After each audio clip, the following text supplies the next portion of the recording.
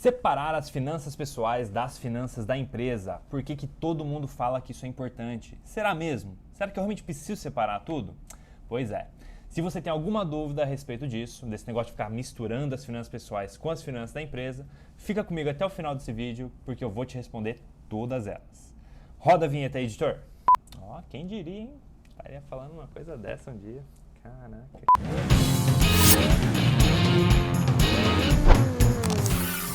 Fala pessoal, beleza? Aqui quem fala é o Felipe Hirota, o cara que vai cuidar do financeiro da sua empresa a partir de hoje. Afinal, esse aqui é o primeiro vídeo do canal, ó. Bota palmas aí, editor. Ó, palmas, isso aí, muito bom. Bem, pessoal, eu ainda não fiz um vídeo me apresentando melhor, explicando quem eu sou, mas eu pretendo fazer, tá bom? Eu já queria começar o canal aqui metendo um pé em conteúdo e quando eu tiver um tempinho eu me apresento para vocês, beleza? Então vamos lá. Finanças pessoais e finanças da empresa. Olha, eu vou ser sincero com vocês, tá? Esse eu acho que é o assunto mais batido de todos quando se trata de gestão financeira empresarial, beleza? Ele é tipo beabá, o verbo to be das finanças, básico do básico, tá? Mas, como eu vi aí que tem muita gente que pesquisa sobre o assunto ainda, e esse aqui é o meu primeiro vídeo no canal, quem sou eu para lutar contra os algoritmos, né? Então, tem que começar falando sobre o que todo mundo já fala, para depois falar sobre o que eu realmente gostaria de falar.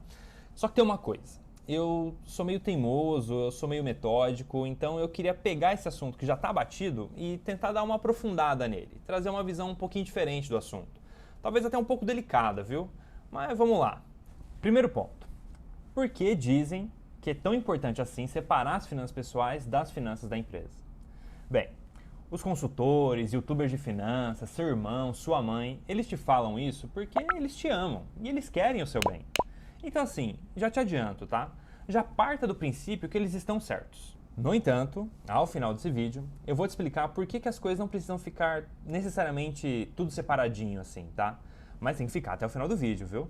Então, ó, já aproveita, já dá o like, se inscreve no canal e compartilha com aquele amigo empresário, empresária que ainda insiste em misturar as finanças, beleza? Então, chega de enrolação. Por que te dizem que é importante separar as finanças pessoais da empresa? Primeiro motivo, clareza.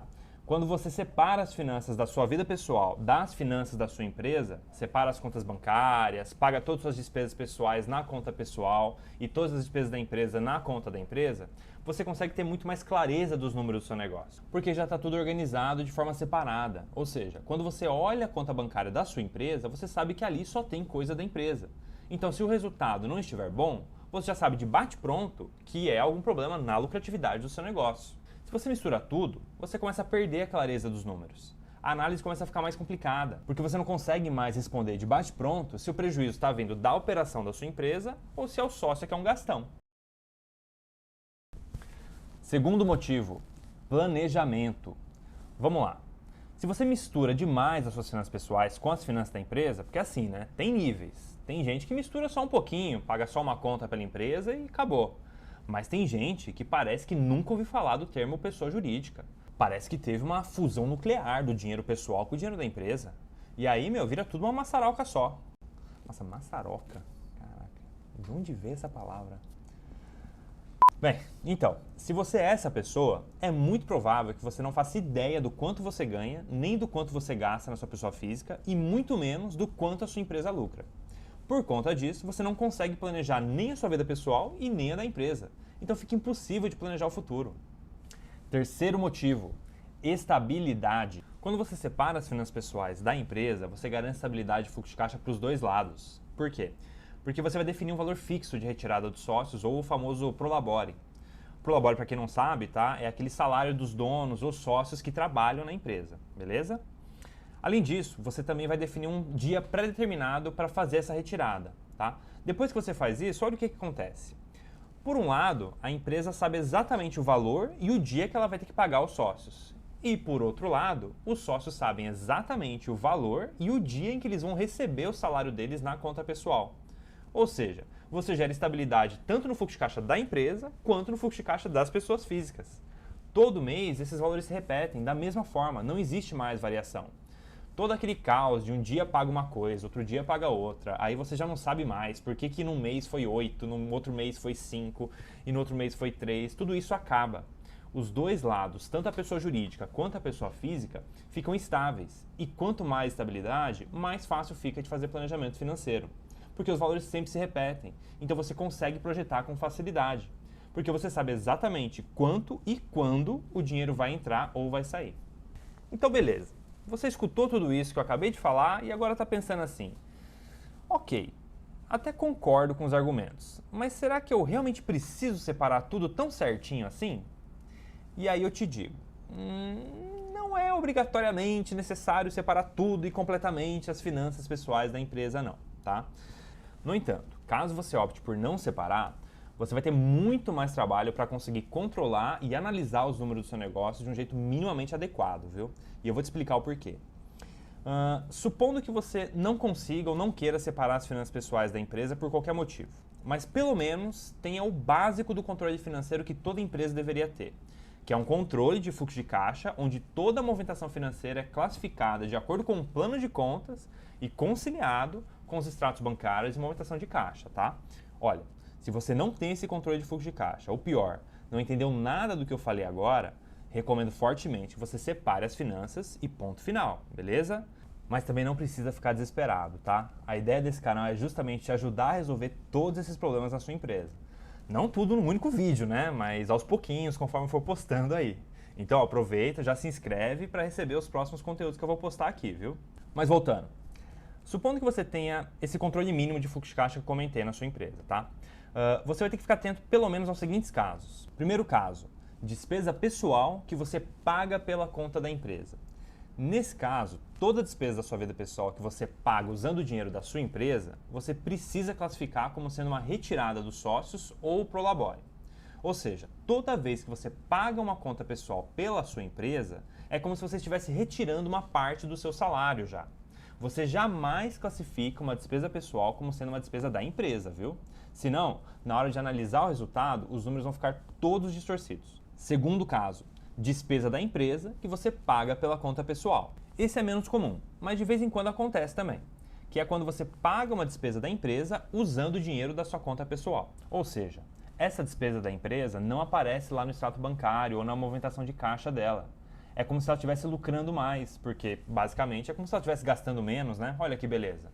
Aí é só você fazer isso com todas as despesas da empresa que você multiplica o lucro dela em questão de dias. A pessoa física eu não sei como é que vai ficar, né? Mas a sua empresa vai jorrar dinheiro com certeza. Pô, a gente sabe que as coisas não funcionam assim, né?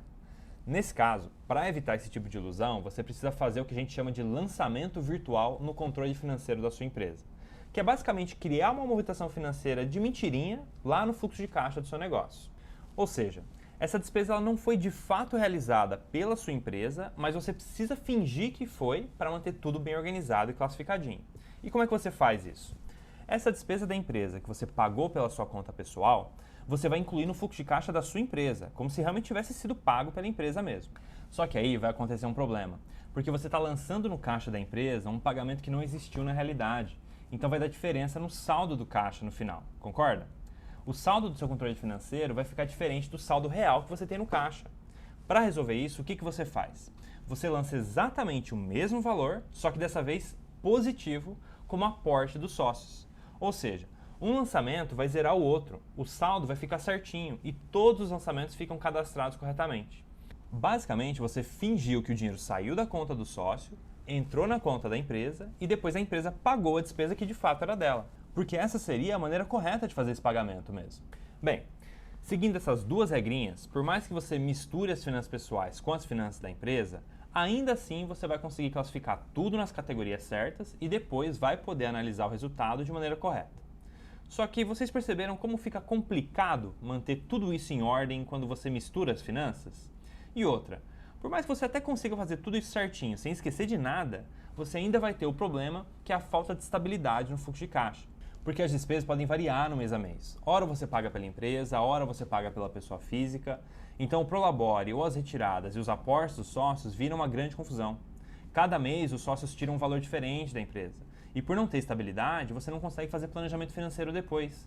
Porque basicamente você nunca sabe qual que é o valor que vai ser. Então, quando a sua mãe fala com todo aquele amor e carinho, filho, filha, separa as finanças da empresa das finanças pessoais, é porque ela já está enxergando tudo isso. Ela já sabe o problema que vai dar. É igual quando ela manda você levar aquela blusa naquele dia de sol que tá rachando. Você não vê motivo para levar a blusa, mas ela sabe que à tarde vai fazer uma puta de uma friaca. Ela já antecipa o problema para você e ela te orienta para evitar o seu sofrimento. Por isso, por mais que ainda seja possível manter o controle, mesmo misturando as finanças pessoais com as finanças da empresa, a chance de dar problema aumenta exponencialmente. Sem contar que dá muito mais trabalho para controlar toda essa confusão, né? Então, recomendação final: separa as finanças bonitinho, que a sua vida pessoal e o lucro da sua empresa vão agradecer, beleza? Então por hoje é isso, pessoal. Espero que tenham gostado aí deste primeiro vídeo do canal. E como tudo na vida, né, com o tempo e com a experiência, a gente vai aperfeiçoando, vai aprimorando para poder trazer vídeos ainda melhores para vocês, beleza? Então, se você curtiu o vídeo, deixa aquele like, se inscreve no canal, comenta. E é isso, faz tudo aquilo que os youtubers costumam pedir, tá? E eu finalizo meu conteúdo por aqui hoje. Beleza? Um abraço!